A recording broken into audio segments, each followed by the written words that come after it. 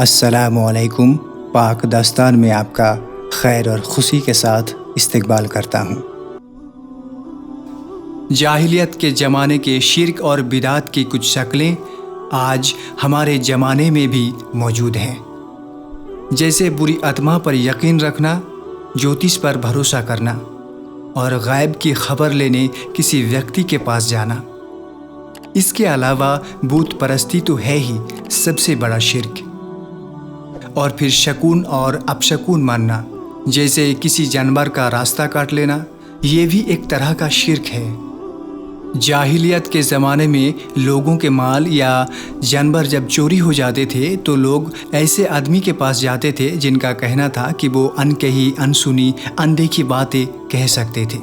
उनका दावा था कि उनके पास उनके कब्ज़े में एक जिन है जो कि सारी खबरें उस जिन उन्हें पहुंचाता रहता है, और इस तरह वे जिन के ज़रिए गायब का फ़ता लगा लेते थे। हालांकि बुखारी शरीफ की एक हदीस के मुताबिक रसूल सल्लल्लाहु अलैहि वसल्लम ने फरमाया कि गायब की खबर अल्लाह के अलावा और किसी को पता नहीं है, किसी नबी या रसूल को भी नहीं। तो इस पर यकीन करना मतलब अल्लाह के साथ शिर्क करना। उस ज़माने में गायब की खबर लगाने की एक शक्ल ये भी थी कि लोग ज्योतिष पर भरोसा करते, यानी नजूमी पर भरोसा करते। ज्योतिषों ने तारों की पोजीशन विचार करते थे और कहते थे कि आगे दुनिया में क्या परिस्थितियां पैदा होने वाली है, क्या घटनाएं घटने वाली है, दुनिया में क्या होने वाला है। उस समय मुशरिकों में अपशकुन का भी रिवाज था। किसी मुशरिक को अगर किसी काम करना होता था तो वो काम करने से पहले चिड़िया या हिरन के पास जाकर उसे भगाते थे। अगर हिरन या चिड़िया दाहिने ओर भागता तो अच्छाई की निशानी समझकर काम को कर डालता, और अगर बाईं ओर भागता तो अपशकुन समझकर काम को रोक दिया जाता। दुख की बात यह है कि रसूल सल्लल्लाहु अलैहि वसल्लम के खुले ऐलान के बाद भी हम इन चीज़ों पर आज भी यकीन रखते हैं।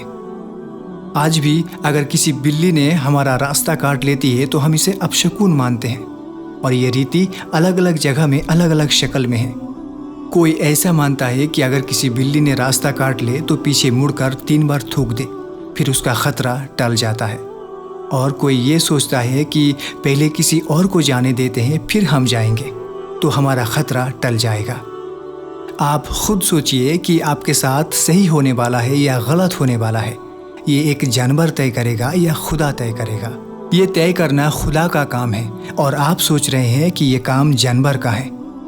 मतलब आप जानवर को अल्लाह के साथ शरीक कर रहे हैं, इसीलिए ये शिर्क है। ये सोच बहुत ही घटिया सोच है। आज भी अगर हमारा कुछ खो जाता है तो हम ओझा या सन्यासी या बाबा के पास जाते हैं। हालांकि ये स्पष्ट है कि गायब की खबर किसी के पास नहीं है सिवाय अल्लाह के। एक और चीज़ जो कि जाहिलियत के ज़माने में लोग यकीन रखते थे वो है बुरी आत्मा पर। आज भी हमारे समाज में कुछ लोग इस पर यकीन रखते हैं। उनकी सोच ये है कि अगर किसी का मर्डर किया जाए तो उनकी आत्मा भटकती रहती है तब तक जब तक कि उनका बदला पूरा ना हो जाए, और जब उनका बदला पूरा हो जाता है तो उसे राहत मिल जाती है, उसे शांति मिल जाती है। और इस मॉडर्न ज़माने में भी लोग इस पर हॉरर फिल्म बना कर लोगों को यकीन दिलाता है, पर हकीकत में इसका कोई वजूद नहीं है। अगर यही सच है तो अजराइल क्यों आता है? आप सोचिए कि अजराइल का काम क्या है? उनका काम है रूह को ले जाना, आत्मा को ले जाना। और अगर वो छोड़कर चले जाए तो इसका मतलब कि अजराइल सही से काम नहीं कर रहा है।